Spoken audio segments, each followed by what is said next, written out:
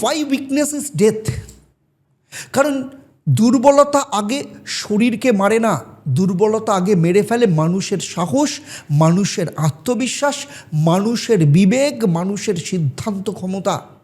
একজন মানুষ বাইরে বেঁচে থেকেও কিন্তু ভেতরে ভেতরে মরে যেতে পারে। সে বারবার ভাবে আমি পারবো না, আমি ছোট, আমি অসহায়। দুর্বলতা মানে নিজের ভেতরের ঐশ্বরীয় শক্তিকে অস্বীকার করা। তাই স্বামীজির এই যে শক্তির ধারণার, এর উৎসটা কোথায়?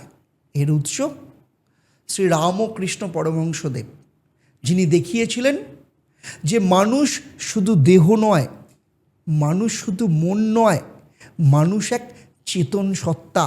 আর সেই সত্যকেই স্বামীজি বলেছিলেন each soul is potentially divine, অর্থাৎ প্রতিটি মানুষের ভেতরেই শক্তি আছে, আর সেই শক্তিকে প্রকাশ করাই কিন্তু জীবনের কাজ।